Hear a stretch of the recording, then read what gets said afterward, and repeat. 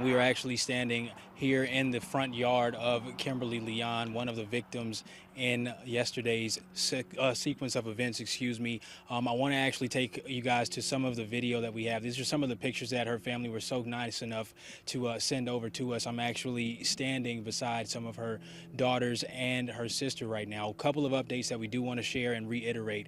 The plant is open today, and they did tell us that there were grief counselors on site for anyone that was a staff member that may have felt impacted by the events yesterday. We want to come back now and speak with some of Miss Leon's family. I'm standing next to Isabella Leon. Isabella, we're standing here beside a tree, and you said this tree has a lot of significance for your mother and the family. Yeah, Mama loved this tree. Every year it blooms a nice, pretty white.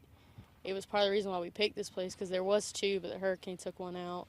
But I mean, now we get to look at it every day, and it's the only remembrance we'll have of our mom. Realistic, well, not the only, but like, a giant remembrance of our mom.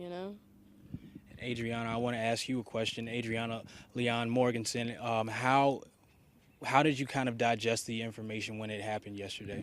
Oh my gosh, truth be told, it really feels more like a nightmare, and it's still going on. I really wish it hadn't happened to her. I really want my mom here, not only for me, but for all of my siblings, all of the kids we have. Just still a nightmare.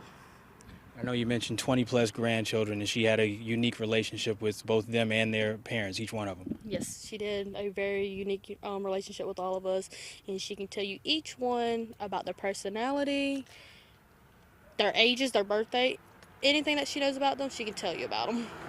And lastly, I want to speak with Ms. Kimberly Leon's sister, Ruby Ramirez. Ruby, you said that this is a very big hole in your heart for multiple reasons.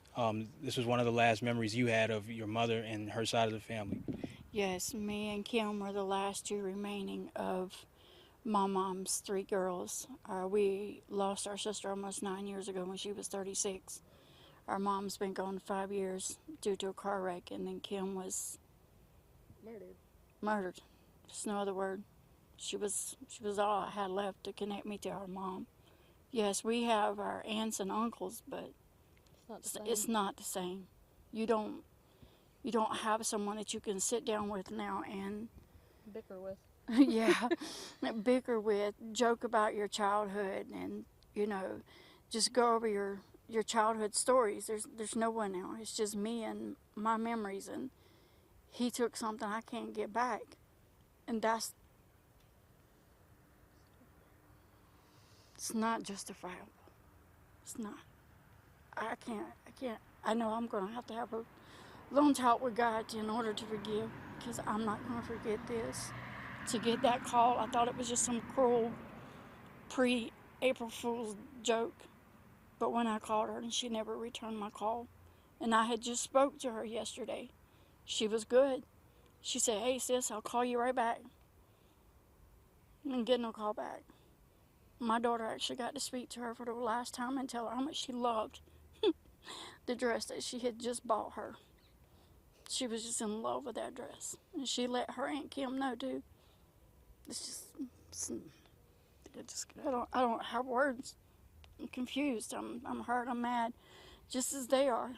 We're all just left with just this big hole, and none of us can repair it. No matter what we do, it's never gonna close, never.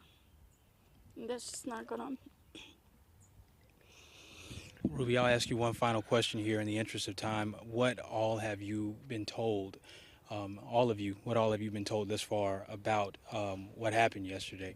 He murdered her. Yeah, but that's all we know. I mean, he pretty much murdered her. Plain Just, sight. just selfishness.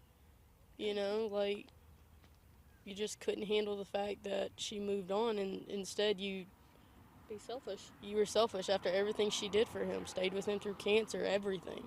And this is how you pay her back? We'll never get to see her again. It's not fair. You can't love someone and then do this to them. It's just not right. Yep. No more texts, no more phone calls, no more jokes. It's just all gone. Now, folks, obviously, SLED and the Sheriff's Office are continuing to investigate the events yesterday. We're going to send it back to the studio for now. We'll have more updates coming up at your news at 6. For now, we'll send it back to you guys.